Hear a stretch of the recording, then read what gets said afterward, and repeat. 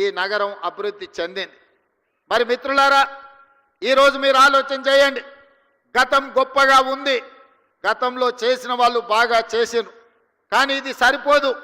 భవిష్యత్ తరాలకు ఇంకా అద్భుతమైన నగరాన్ని అందించాలంటే ఫ్యూచర్ సిటీని నిర్మించాల్సిన పరిస్థితి వచ్చింది.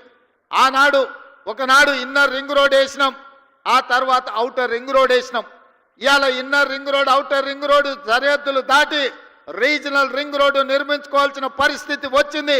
అందుకే ఈనాటి ప్రభుత్వం 360 కిలోమీటర్లతో తెలంగాణ మణిహారంగా రీజనల్ రింగ్ రోడ్డును దాదాపుగా 35,000 కోట్ల రూపాయలు వెచ్చించి కేంద్ర ప్రభుత్వం నుంచి సాధించుకొని రీజనల్ రింగ్ రోడ్డు నిర్మించడానికి ఇవాళ మన ప్రభుత్వం ప్రయత్నం చేస్తుంది. ఆ దిశగా కేంద్ర ప్రభుత్వం మీద ఒత్తిడి తీసుకొస్తున్నాం.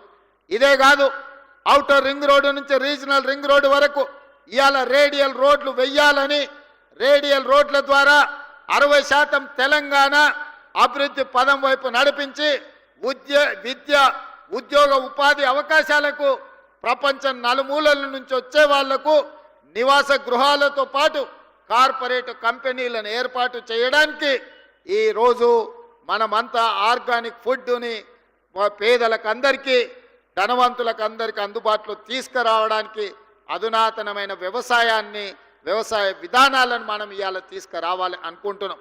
అదేవిధంగా ఇబ్రహీంపట్నం దగ్గర అంతర్జాతీయ స్థాయి కూరగాయల మార్కెట్ను దాదాపుగా 250 ఎకరాలలో అంతర్జాతీయ ప్రమాణాలతోటి వెజిటబుల్ మార్కెట్ కాదు, ఫ్రూట్ మార్కెట్, డైరీ ప్రోడక్ట్స్, అదేవిధంగా పౌల్ట్రీ ప్రోడక్ట్స్, మీట్ ప్రోడక్ట్స్ అన్నిటిని కూడా ఒకే దగ్గర కట్టి రైతులు పండించిన పంట ఈరోజు దాచుకోవడానికి కోల్డ్ స్టోరేజ్ లేవు.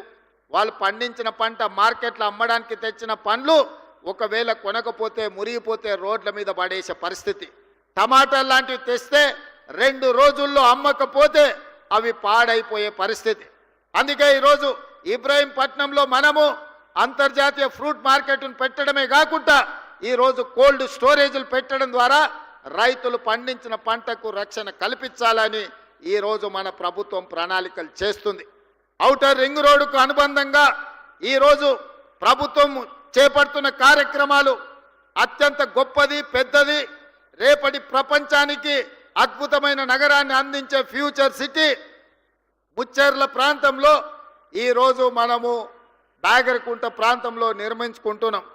దాదాపుగా 15,000 ఎకరాల భూమి ఉన్నది, ఇంకొక 15,000 ఎకరాలు ఫారెస్ట్ ల్యాండ్ ఉన్నది, అదనంగా ఇంకొక 15,000 ఎకరాలు భూమి రైతులు సహకరించి అందిస్తే 40 నుంచి 50,000 ఎకరాలతోటి ఒక అద్భుతమైన నగరాన్ని నిర్మించుకొని ఈ దేశంలోనే కాదు ప్రపంచంలో ఉండే న్యూయార్కో లేకపోతే మన టోక్యో లాంటి నగరాలను, సింగపూర్ లాంటి నగరాలను పోటీ పడే విధంగా ఈరోజు మనము నగరాన్ని నిర్మించుకుందాం అనుకుంటున్నాం. ఆనాడు ఒక ఆయన చెప్పిండు, మీరు అందరు చూసారు, ట్యాంక్ బండు నీళ్లు కొబ్బరి నీళ్ళు అలాగుంటాయి, ఇట్లా ముంచుకొని అట్లా తాగొచ్చు అన్నాడు. నేను ఈడు ఉన్న మిత్రులు అడుగుతున్న, జర్ర అట్లా రోడ్ దాటితే ట్యాంక్ బండే. తాగుడు సంగతి దేవుడు ఎరుగు, వాసన చూసే పరిస్థితి ఉందా?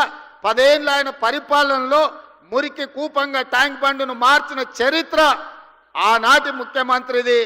ఇట్లాంటి అబద్ధాలతో కాలం గడిపిండు. ఓల్డ్ సిటీని అన్నాడు ఇస్తాంబుల్ చేస్తాని. ఇస్తాంబుల్ కాదు కదా, ఆడున్న ట్రాఫిక్ జాములు కానీ చార్మినార్ చుట్టూతో తిరగలేని పరిస్థితి ఈ 10 సంవత్సరాలలో వచ్చింది. వర్షం వస్తే వరద నీళ్లు హైదరాబాద్ రోడ్ల మీద వరదలై పారుతున్నాయి తప్ప కనీసం మేము నిర్మించిన నగరంలో మురికి కాలువలు కూడా ఆనాటి ముఖ్యమంత్రి గారు, ఆనాటి మున్సిపల్ శాఖ మంత్రి గారు ఈరోజు గొప్పలు చెప్పుకుంటున్నారు, కానీ కనీసం డ్రైనేజీ కాలువలు కూడా తవ్వే ప్రయత్నం చేయలే. ఇవాళ ట్యాంక్ బండ్ మీదనో లేకపోతే శిల్పారామం దగ్గర వారు సెల్ఫీలు దిగుతున్నారు. వారు సెల్ఫీలు దిగి సెల్ఫ్ డబ్బా కొట్టుకునే శిల్పారామం కూడా ఆనాడు కాంగ్రెస్ పార్టీనే అభివృద్ధి చేసింది, వారు మర్చిపోయినట్టున్నారు. వారు అప్పుడప్పుడు ట్విట్టర్లో పెట్టి హైటెక్ సిటీ ఆనాడు మనం చేసిందే. ఈ ట్యాంక్ బండ్ ఏదో ఆయననే నిర్మించినట్టు, వాళ్ళ తాతగారు బుద్ధుడి విగ్రహం పెట్టినట్టు ఇవాళ ఆ ఫోటోలను చూపించి మేము నిర్మించినామని అబద్ధాలు చెప్పుకునే పరిస్థితి. ఏది ఏమైనా ఆనాడు 10 సంవత్సరాలు 20 లక్షల కోట్ల రూపాయలు ఖర్చు పెట్టినా ఈ నగరానికి కావాల్సిన శాశ్వతమైన అభివృద్ధిని గత 10 సంవత్సరాలు పరిపాలనలో ఉన్న వాళ్ళు చెయ్యలేదు.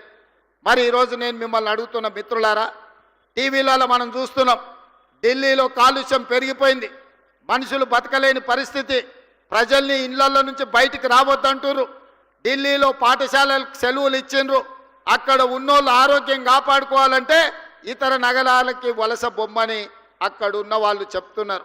స్పష్టంగా ఢిల్లీ నగరం ఈనాడు నివసించడానికి ఉపయోగపడే నగరంగా లేదు. ఢిల్లీ నగర వాసులు ఇతర ప్రాంతాలకు వలస బొమ్మంటున్నారు. ముంబై నగరాన్ని తీసుకుంటే వర్షం వచ్చిందంటే పీకల దాకా నీళ్ళు వచ్చి ముంబై నగరం అతలా కుతలమైపోతుంది. ముంబై నగరము నివసించలేని పరిస్థితికి వచ్చింది. మొన్న చెన్నై మీరు చూసిండ్రు, డిసెంబర్లో వర్షాలు వచ్చి చెన్నై మొత్తం మునిగిపోయింది. చెన్నై పరిస్థితి చెప్పే పరిస్థితి లేదు. బెంగళూరులో పోతే పొద్దున ఎయిర్పోర్ట్ విమానం ఎక్కాలంటే సాయంత్రం వరకు బెంగళూరు ట్రాఫిక్లోనే ఇరుక్కుపోయే పరిస్థితి ఉంది. ఈరోజు బెంగళూరు ట్రాఫిక్ గంటల కొద్దీ రోడ్ల మీదనే, ఇంట్లో తక్కువ రోడ్ల మీద ఎక్కువ ఉండే పరిస్థితి బెంగళూరు నగరానికి వచ్చింది.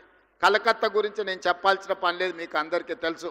కలకత్తాలో ఉన్నంత మురికి, కలకత్తాలో ఉన్నన్ని సమస్యలు ఈ భూమి మీద ఎక్కడా లేవు.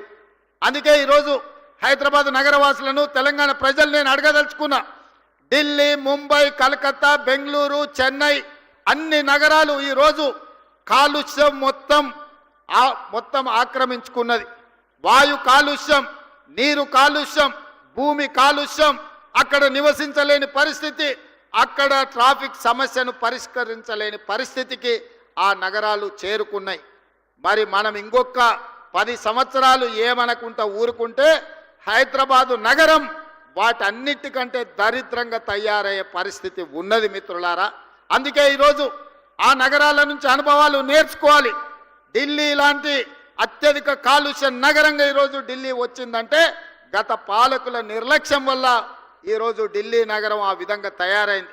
అందుకే ఈరోజు ఈ అభివృద్ధి కార్యక్రమాలే కాదు, మూసీ డెవలప్మెంట్ను చెయ్యాలని, మూసీ నదిని ప్రక్షాళన చెయ్యాలని, మూసీ నదిని పునరుజ్జింపజేయాలని హైదరాబాదులో కాంక్రీట్ జంగల్గా మారి వర్షాలు వస్తే ఎక్కడికక్కడ రోడ్ల మీద వరదలు వచ్చే పరిస్థితి వచ్చింది. అందుకే ఆ వరదల్ని నియంత్రించడానికి రోడ్ల మధ్యలోనే ఇండ్లలో వాటర్ హార్వెస్టింగ్ పిట్టులు కట్టుకుంటే ఎట్లా కట్టుకుంటామో వర్షపు నీటిని ఒడిసి పట్టుకోవడానికి, ఇవాళ రోడ్ల మీద వచ్చిన నీళ్లను ఒడిసి పట్టుకోవడానికి వాటర్ హార్వెస్టింగ్ వెల్స్ను కడుతున్నాం. ఒక్కొక్క దగ్గర 10 లక్షల లీటర్లను ఒడిసి పట్టడానికి రోడ్డు పక్కననే వాటర్ హార్వెస్టింగ్ వెల్స్ని కట్టినాం. నిన్న మొన్న కొన్నిటిని ఇవాళ మనం కొన్నిటిని ప్రారంభించుకున్నాం. భవిష్యత్తులో ఇంకా 141 ప్రాంతాలలో వర్షాలు వస్తే రోడ్ల మీద నీళ్లుండి నీళ్లకు బండ్లు పోలేని పరిస్థితి, పోతే కొట్టుకపోయే పరిస్థితి, దాంతో ట్రాఫిక్ జామ్లు అవుతున్నాయి. వాటన్నిటిని కూడా వాటర్ హార్వెస్టింగ్ వెల్స్ని కట్టాలని ఇవాళ అధికారులకు ఆదేశాలు ఇచ్చి ఈ నగరాన్ని ఒక క్రమ పద్ధతిలో అభివృద్ధి చేయాలి, ట్రాఫిక్ సమస్యను శాశ్వతంగా పరిష్కరించాలి అని ఇవాళ మనం ఆలోచన చేస్తున్నాం. అందుకే ఈరోజు ఎంతమంది ఎంత విష ప్రచారం చేసినా, రియల్ ఎస్టేట్ దెబ్బతిన్నదని సోషల్ మీడియాలో ప్రకటనలు చేసినా, ఇవాళ సూటిగా మీడియా మిత్రుల ద్వారా తెలంగాణ సమాజాన్ని నేను చెప్పదలుచుకున్నా, ఏప్రిల్ 1, 2023 నుంచి నవంబర్ 30, 2023 వరకు 6 నెలల్లో అభివృద్ధి. అదేవిధంగా మన ప్రభుత్వం వచ్చినాక ఏప్రిల్ 1, 2024 నుండి నవంబర్ 30 తారీఖు వరకు పోల్చినప్పుడు హైదరాబాదు నగర రియల్ ఎస్టేట్ దాదాపుగా 29% అభివృద్ధి చెందింది. ఇది మా నిబద్ధతకు, మేమిచ్చిన అనుమతులకు హైదరాబాదు నగరానికి రియల్ ఎస్టేట్ ఆదాయం పెరిగింది, తగ్గలేదు. ఎక్కడైనా చెరువులు ఆక్రమించుకున్నోళ్ళు, నాలాలు ఆక్రమించుకున్నోళ్ళు, ఈరోజు కుంటలను ఆక్రమించుకున్నోళ్ళ పాలిట హైడ్రా అనేది వాళ్ళ నిద్రలో కూడా కలలో కూడా వాళ్ళు ఉలిక్కిపడి లేచే విధంగా పనిచేస్తుంది. హైడ్రా మీ ఆస్తుల దగ్గరికి రాలే, మీ అనుమతులున్న నిర్మాణాలు కూలగొట్టలే, అక్రమంగా చెరువుల్లో, అదేవిధంగా కుంటలలో, అదేవిధంగా నాలాలు ఆక్రమించుకొని హైదరాబాదు నగరాన్ని అభివృద్ధిని అడ్డుకొని దెబ్బతీసి ఈరోజు ఆ నీళ్లు రోడ్ల మీదకి వస్తుంటే వాటి ఆక్రమణలు తొలగించడానికి మాత్రమే హైడ్రా పనిచేస్తుంది. ఇవాళ నరేంద్ర మోడీ గారు అహ్మదాబాద్లో ఆయన సబర్మతి రివర్ డెవలప్మెంట్ ఫ్రంట్ కట్టుకుంటే అక్కడ ఆయన కట్టుకుంటే ఇక్కడ కిషన్ రెడ్డి సప్పట్లు కొడుతుండ, అబ్బా మా మోడీ చూడ అద్భుతం చేసిండని. 25 ఏళ్ల నుంచి కిషన్ రెడ్డిని హైదరాబాద్ ప్రజలు భుజాల మీద మోసిరు. ఆయన మాత్రం మూసీ రివర్ డెవలప్మెంట్ ఫ్రంట్ వద్దు, ఎందుకంటే హైదరాబాద్ నగరంలో మూసీ అభివృద్ధి అయితే మోడీ కంటే మంచి పేరు తెలంగాణకు వస్తుంది కాబట్టి మేము కాళ్ళలో కట్టె పెడతాం, మూసీని కట్టనీయం, అట్లట్ల కడతాం, మూసీలో పోయి పండుకుంటాం అంటుండు. నువ్వు మూసీలో పండుకున్నా, మూసీలో మునిగి మీరు ఆత్మహత్య చేసుకున్నా ఇక్కడ ప్రజలు మిమ్మల్ని పట్టించుకోరు. కిషన్ రెడ్డి గారు, మీరు నిజంగానే మీకు చిత్తశుద్ధి ఉంటే మోడీ దగ్గరికి వెళ్ళి కేంద్ర ప్రభుత్వం నుంచి ఓ 25,000 కోట్ల రూపాయలు మూసీ రివర్ అభివృద్ధి కోసం నిధులు తీసుకురా. అక్కడ పేదోళ్ళ కోసం ముసలి కన్నీరు గారుస్తున్నావు కదా, ప్రధానమంత్రి ఆవాస్ యోజన కింద భూమి నేను ఇస్తా, ఓ 10,000 కోట్ల రూపాయలు తీసుకురా. అద్భుతంగా పేదోళ్ళందరికీ మంచిగా అపార్ట్మెంట్స్ కట్టి ఇద్దాము, వాళ్ళకు మంచి భవిష్యత్తు ఇద్దాం, అక్కడ మంచి స్కూళ్ళు కట్టిద్దాం, మంచి కాలేజీలు కట్టిద్దాం. అవసరమైతే మూసీ నది ఒడ్డున ఉన్న వాళ్లకు, మూసీలో మురికిలో ఇబ్బంది పడుతున్న వాళ్లకు ఎంత భూమి అయినా రాష్ట్ర ప్రభుత్వం నుంచి నేను, మా ఉప ముఖ్యమంత్రి, మా ఇన్ఛార్జ్ మినిస్టర్ శ్రీధర్ బాబు గారు ఎంత భూమి కావాలన్నా ప్రభుత్వం నుంచి మేము కేటాయిస్తాము. ప్రధానమంత్రి ఆవాస్ యోజన కింద ఈ పేదలకు మంచి అపార్ట్మెంట్లు కట్టించడానికి ఒక 10,000 కోట్ల రూపాయలు నరేంద్ర మోడీని అడిగి తీసుకురా. కిషన్ రెడ్డి గారు, మీరు సికింద్రాబాద్ నుంచి 2వసారిగా మంత్రి అయినరు, 3 సార్లు ఎమ్మెల్యే అయినరు, భారతీయ జనతా పార్టీ అధ్యక్షుడు, మీకు బాధ్యత లేదా? మోడీ దగ్గర ప్రతి సంవత్సరం 40,000 కోట్ల రూపాయల బడ్జెట్ ఉంది. మోడీ గారు గుజరాత్కు బుల్లెట్ ట్రైన్ తీసుకెళ్తాడు, మోడీ గారు గుజరాత్కి సబర్మతి రివర్ ఫ్రంట్ కట్టుకుంటాడు, మోడీ గారు గుజరాత్కు గిఫ్ట్ సిటీ కట్టుకుంటాడు. మరి నువ్వేం గిఫ్ట్ తీసుకొచ్చినావు తెలంగాణకు, హైదరాబాద్ నగరానికని నేను ఇవాళ కిషన్ రెడ్డిని అడుగుతున్నా. 5 ఏళ్ళు అయిపోయింది, ఇప్పుడు 6వ సంవత్సరం మంత్రి అయినావు, ఒక్క రూపాయినైనా తెచ్చినావు ఆ కిషన్ రెడ్డి? తెలంగాణ ప్రజలకు నువ్వు సమాధానం చెప్పు. గతంలో అంటే వాళ్ళు చేసిన ఏదో పనులకు ఇవాళ వాళ్ళు ఫామ్ హౌస్లో వండుకున్నారు, వాళ్ళ గురించి చర్చించడం కూడా దండగమారి వ్యవహారం. వాళ్ళ పనితనానికి ఇక్కడనే ట్యాంక్ బండ్ ఉన్నది, కొబ్బరి నీళ్లు చేస్తా అన్నాడు, నీళ్ళు ఎట్లున్నాయో ఒక్కసారి చూడండి. ఇంకా నేను ఏం చెప్పను. ఓల్డ్ సిటీని ఇస్తాంబుల్ చేస్తాడు, ఒక్కసారి చూడండి. కరీంనగర్నేమో న్యూయార్క్ చేస్తా అన్నాడు, వరంగల్లోనేమో లండన్ ఏదో చేస్తా అన్నాడు. ఆయన ఏవి కాలే, ఏ నగరాన్ని ఏది ఉంచాడంట ఆయన, అన్నిటినీ ఎక్కడ కింద మీద చేస్తా అన్నాడు. వాళ్ళ గురించి మనం మాట్లాడుకోవాల్సిన అవసరం లేదు. కానీ ఇవాళ కిషన్ రెడ్డి గారు సమాధానం చెప్పాలి.